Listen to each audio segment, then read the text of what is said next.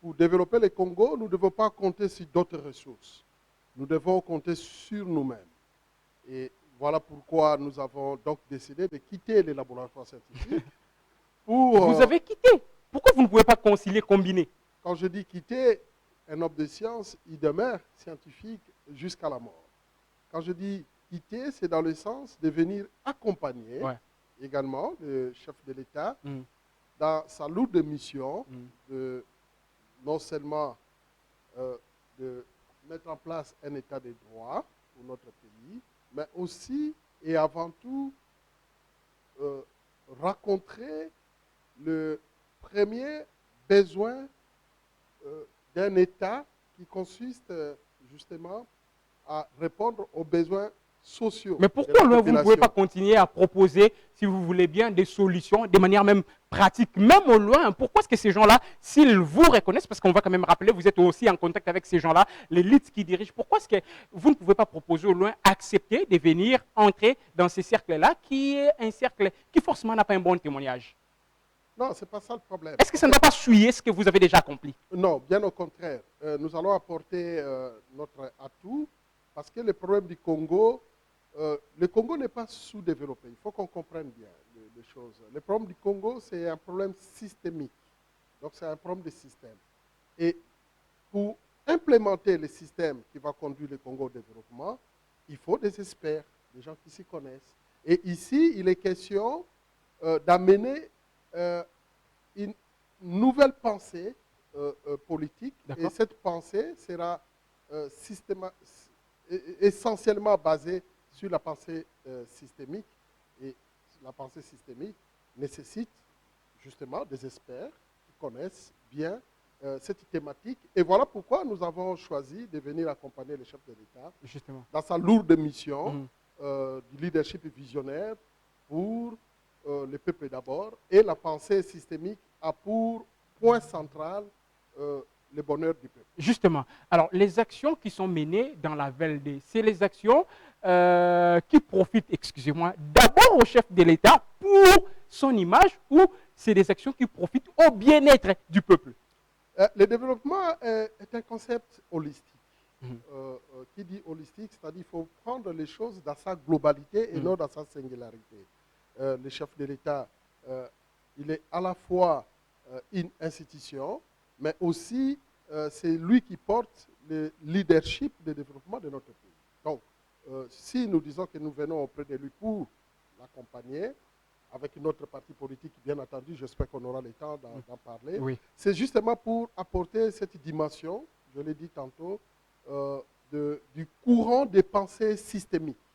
Et c'est ces courants de pensée systémiques qui, justement... Mais professeur, on vous sent vraiment, excusez-moi, vous me permettrez, parce qu'il y a des moments où je vais commencer vraiment à vous couper, parce que j'ai beaucoup de questions, je voudrais que vous répondiez vraiment à toutes les questions. On vous trouve très théorique, pourtant, actuellement, il faut que la politique, même dans sa conception, doit avoir une connotation beaucoup plus pratique.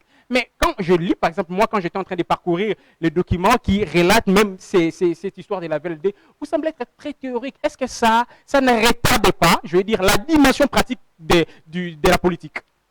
Le développement commence par l'utopie. Et l'utopie, c'est un concept. Donc, si on ne réfléchit pas et on ne change pas les paradigmes, le développement ne viendra pas. Parce que le Congo, de par sa variabilité des espèces et sa variabilité biologique des gènes et des populations, a tout ce qu'il faut pour être un pays développé. D'ailleurs, nous le sommes sur le plan de compétitivité en termes de ressources naturelles, que ce soit les ressources fauniques ou floristiques. Le Congo dépasse tous les pays, je disais quasiment du monde, en termes de ressources naturelles. Mais la différence il vient par rapport à la productivité.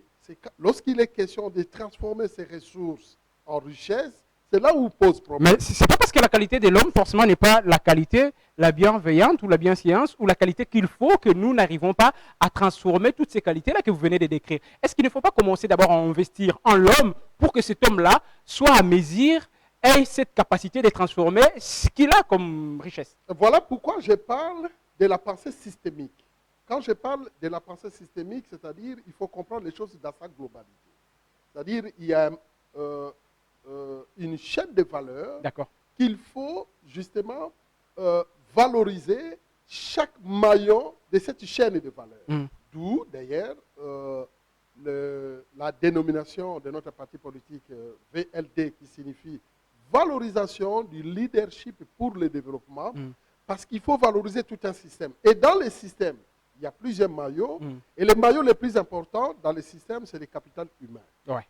Le capital humain, c'est ce capital humain qui va permettre de transformer les ressources en richesse. Ce qui n'est pas le cas au Congo. Okay. Quand je parlais tout à l'heure de la théorie, à mon humble avis, qui semble avoir une grande partie dans votre conception, dans votre appréhension des choses, j'étais en train, moi, je suis tombé plutôt sur une partie de la documentation de votre parti politique VLD qui classifie ou qui catégorise le leadership en disant nous avons les leaders niveau 1 qui est comme ça, nous avons le leader niveau 2. Pourquoi tout ça? Vous avez déjà compris les choses.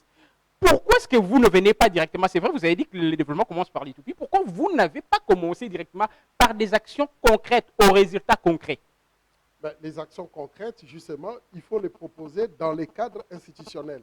Le développement dépend principalement du cadre macroéconomique. Les cadres macroéconomiques, c'est les cadres où on trouve les piliers de développement d'une nation, c'est-à-dire le système éducationnel et le système éducatif, le système de santé, le système de sécurité pour un pays, le climat des affaires, le système monétaire, le système financier. Ce sont ces cadres-là qui vont permettre finalement de donner, si vous voulez, les remparts pour transformer les ressources en richesse.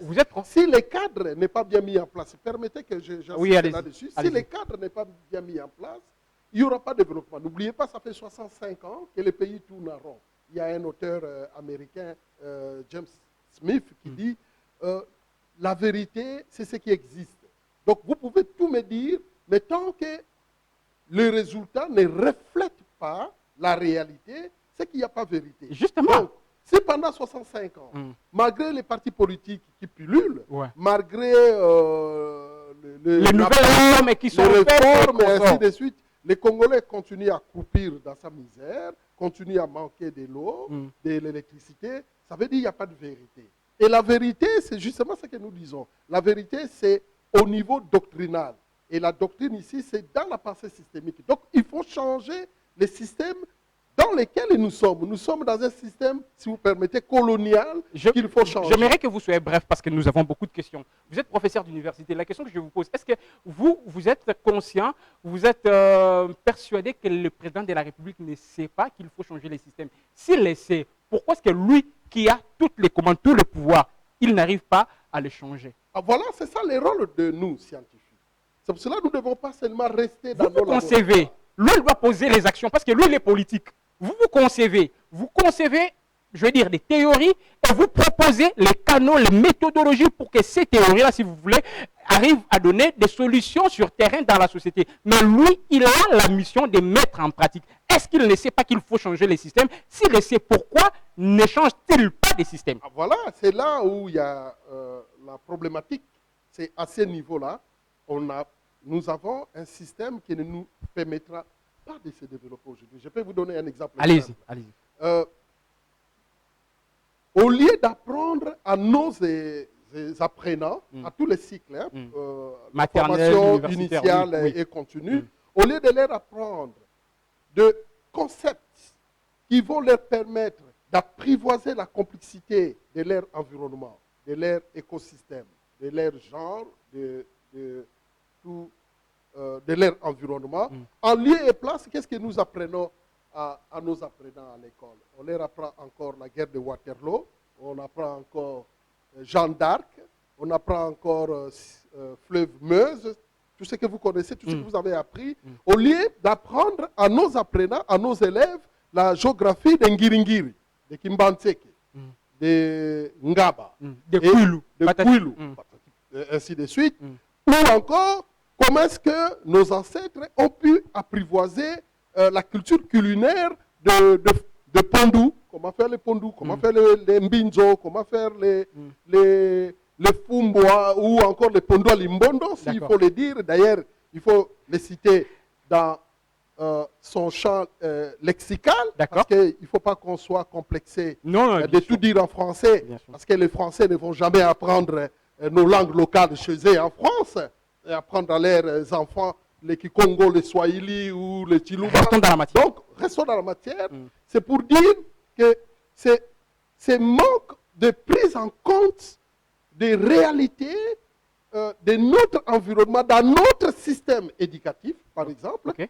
qui constitue un des maillons de notre pauvreté. Parce que nous apprenons des choses qui ne riment à rien. Justement. Au lieu d'apprendre notre culture, valoriser nos ressources, Bien sûr. nos langues, Alors, dans l'enseignement, et permettre à ce que ces connaissances puissent aider à transformer nos ressources en richesse. très bien. Voilà Merci. l'apport du VLD, valorisation du leadership pour le développement. Justement, qui sont réellement membres de votre parti politique VLD? Ah ben, tout comme tout autre parti politique, nous sommes un parti à vocation nationale, Ok. un parti démocratique social, qui a pour ambition justement de contribuer au développement du capital humain. Et le capital humain, ici, commence par le leadership visionnaire, qui est différent du charisme. Le charisme, c'est les dons innés que nous avons en nous, D'accord. mais le leadership... Mais qui se développe aussi. Hein?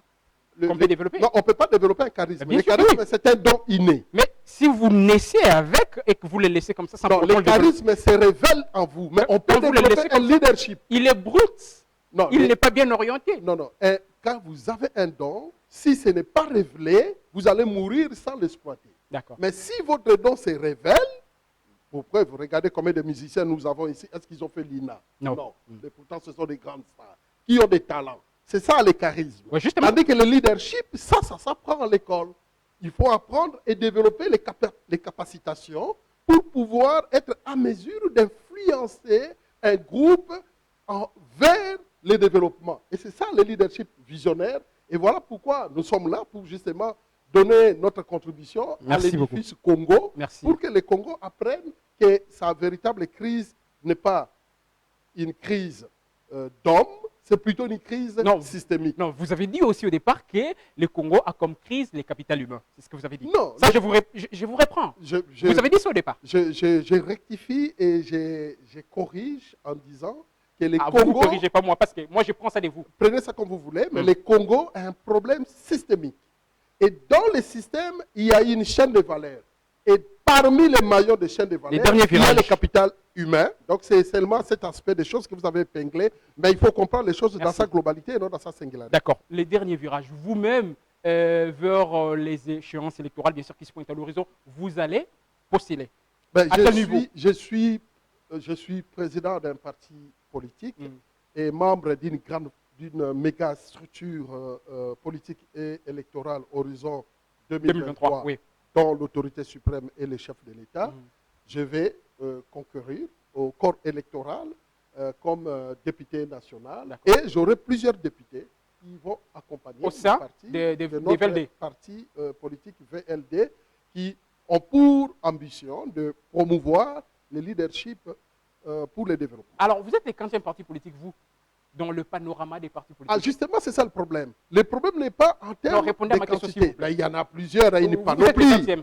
Il y en a plusieurs, je n'ai pas besoin de Est-ce que de vous compter. avez, vous avez c'est un petit peu des, bon, pas forcément des passions, Il y a plus de les 800 autres. partis politiques au Congo. Les- Mais le problème n'est pas en termes de nombre, c'est en termes de ce qu'on propose. valeur ajoutée. Ouais. Nous sommes un nouveau parti, nous venons d'arriver et nous le disons tout haut, le Congo n'est pas pauvre.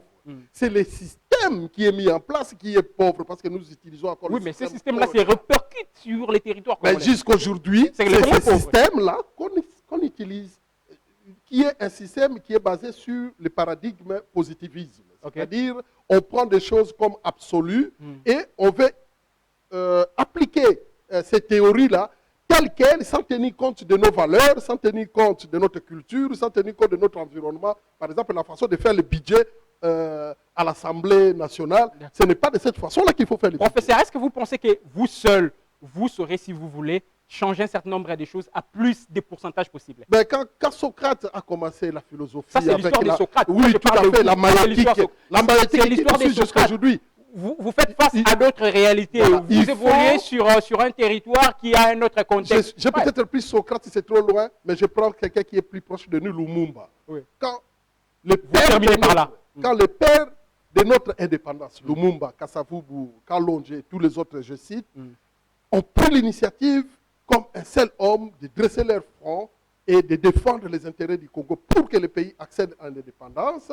Il aurait fallu le courage de certains pour qu'aujourd'hui, vous et moi, nous puissions jouir de cette indépendance. Donc, il en est de même pour VLD, valorisation du leadership pour le développement. Et nous le disons tout haut, que le Congo ne va pas se développer avec le système qui est mis en place actuellement. Il faut complètement reformater, changer le système. Et voilà pourquoi nous qui étions dans les laboratoires scientifiques, nous sortons aujourd'hui pour donner notre vision au chef de l'État et à la classe politique pour dire arrêtez, changeons de système et mettons en place une nouvelle doctrine, un nouveau courant de pensée qui est la pensée systémique qui va tenir compte de toute la chaîne de valeurs pour développer le Congo dans sa variabilité biologique des écosystèmes, des populations et des jeunes. Merci beaucoup, professeur Dan Kuba Takana. Vous avez accepté de répondre à nos différentes questions. C'est vrai, avec vous, on allait peut-être faire 45, 1 heure de temps, mais là, on a fait 35 minutes pour échanger avec vous sur des questions, sur des questions qui touchent, voilà, ça va vite. Et, en tout cas, quand on est avec quelqu'un qui a énormément de matière, mais également avec quelqu'un qui a énormément de questions. Allez, mesdames et messieurs, on va vous retrouver le vendredi de la semaine prochaine.